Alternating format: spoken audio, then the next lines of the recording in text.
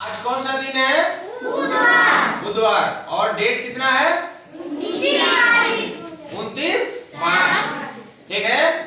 आज के बाद कल और परसों 2 दिन छुट्टी है, यानी 30 मार्च को और 31 मार्च को छुट्टी है। किस चीज का छुट्टी है? रामनवमी का। रामनवमी का। बहुत अच्छा। पता है तुम लोगों को? Yes sir. रामनवमी के बारे में जानते हो? हाँ, रामनवमी क्या है? हाँ, तो चलो हम बताते हैं रामनवमी क्या है। तुम लोग जानते हो, कुछ लोग जानते हैं, कुछ लोग नहीं जानते हैं। तो रामनवमी कब मनाया जाता है? देखो, पिछले क्लास में हम लोग चर्चा किए थे, इधर ध्यान दो। पिछले क्लास में हम लोग क्या चर्चा किए थे? हिंदी महीने के नाम के बारे में बात किए थे। Yes sir. किए थे। Yes sir. तो हिंदी महीने के अनुसार अभी जो है नया साल स्टार्ट हुआ है, तो पहले महीना कौन सा है हिंदी का? चैत माह। बहुत अच्छा।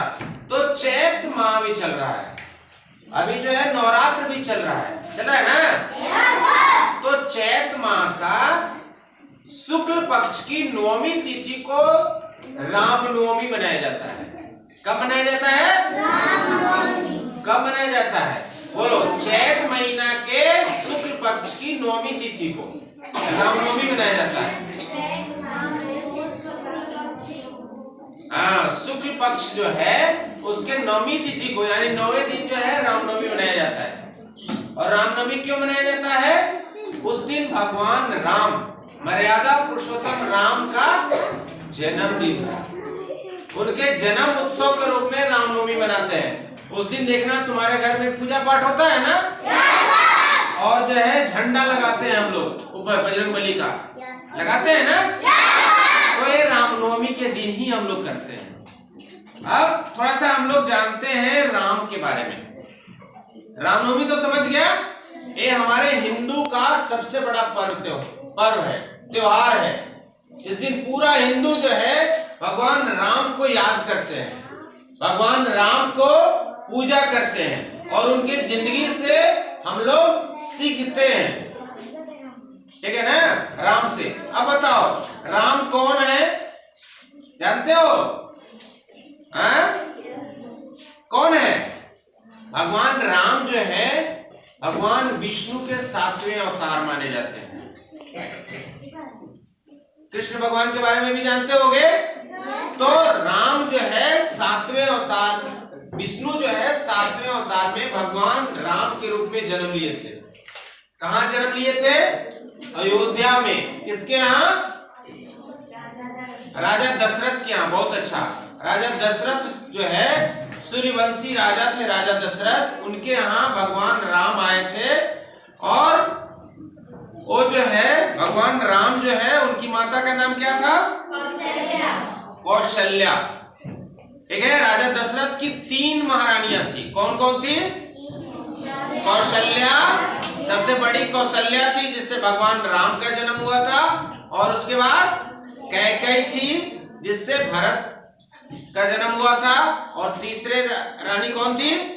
सुमित्रा, जिससे लक्ष्मण और शत्रुघ्न का जन्म हुआ था। ठीक है। तो थोड़ा सा जो है राजा दशरथ जो थे, वो उनकी उम्र हो गई थी, उस समय ज्यादा उम्र हो गया था, कोई बच्चा नहीं था उनका। तो एक बार वो गए अपने गुरु के पास, गुरु वशिष्ठ के पास, कि क्या करें। तो गुरु वशिष्ठ ने उनको सलाह दिया कि आपको एक यज्ञ करना पड़ेगा, कमेष्टि यज्ञ। और वह यज्ञ जो है ऋषि श्रृंगी की मदद से आपको करना पड़ेगा, तब जाकर के आपको पुत्र रत्न की प्राप्ति होगी। तो राजा दशरथ वैसा ही करते हैं। और उस यज्ञ के बाद, उस यज्ञ के प्रसाद को जो है वो अपनी रानियों में बांटते हैं। उसके बाद जो है भगवान का जन्म होता है। और भगवान राम के बारे में थोड़ा सा और हम लोग जानते हैं। भगवान राम का जो है जब जन्म हुआ, तो उसके बाद जो है वो शिक्षा दीक्षा के लिए कौन से गुरु के पास जाते हैं? कौन से गुरु के पास जाते हैं? गुरु वशिष्ठ के यहाँ जाते हैं और वहां पर जाकर के शिक्षा लेते हैं। उसी दौरान जो है उनको जो है गुरु लेकर के जाते हैं। राजा जनक एक थे, मिथिला के राजा उसी समय राजा जनक थे। जनक की एक पुत्री थी सीता, और उनका स्वयंवर आयोजित किया गया था। और स्वयंवर का शर्त था कि उनके यहाँ उनके मंदिर में एक शिव भगवान का बहुत बड़ा जो धनुष था, उस धनुष को जो तोड़ देगा उसी से जो है वो माता सीता की शादी करना चाहते थे, अपनी बड़ी पुत्री सीता का शादी करना चाहते थे। उस स्वयंवर में राम जाते हैं और वहां पे उस धनुष को तोड़ते हैं।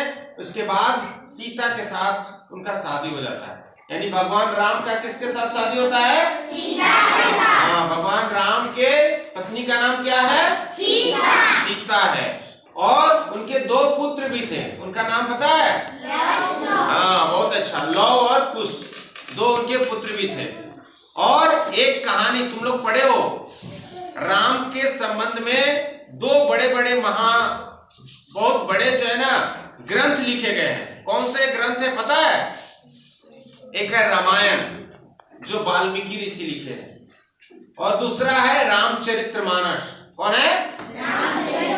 हाँ, रामचरितमानस, जिसको गोस्वामी तुलसीदास ने लिखा है। ये रामायण और रामचरितमानस में पूरा राम भगवान के बारे में बताया गया है, उनके जन्म से लेकर के उनके वनवास के बारे में और पूरे उनके बारे में जीवनी दिया गया है। और उसके बाद उस रामायण के अनुसार जो है भगवान राम जो है, भगवान राम को जब वो शिक्षा के बाद जब आ गए थे, उनको राजगद्दी मिलना था, उसी समय उनकी जो सौतेली माँ थी कैकेयी, वो राजा दशरथ से जो है ना अपना एक पुराना वचन की मांग करती है। और उस वचन के अनुसार, इधर देखो बच्चों, इधर देखो, उस वचन के अनुसार उनको वो मांगती है, कैकेयी बोलती है कि मेरा पुत्र जो है भरत वो राजगद्दी संभालेगा और भगवान राम वनवास जाएंगे। और देखो, भगवान को मर्यादा पुरुषोत्तम राम बोला जाता है, इसलिए बोला जाता है कि अपने इस आदेश को मानते हुए, अपने पिता के इस आदेश को मानते हुए, बिना एक सवाल किए हुए वो 14 साल के लिए वनवास के लिए निकल जाते हैं। और उनके साथ उनकी पत्नी सीता और छोटा भाई लक्ष्मण भी साथ में निकल जाते हैं। और देखो, वहां पे हमें रामायण से बहुत कुछ शिक्षा मिलता है। भरत जैसा भाई वो भी राजगद्दी पर नहीं बैठते हैं, भगवान राम का खड़ाऊ ला करके उस राजगद्दी पे रखते हैं, और वो तब तक रखते हैं जब तक राम वनवास से वापस नहीं आते हैं, और उसी को पूजा करते हैं।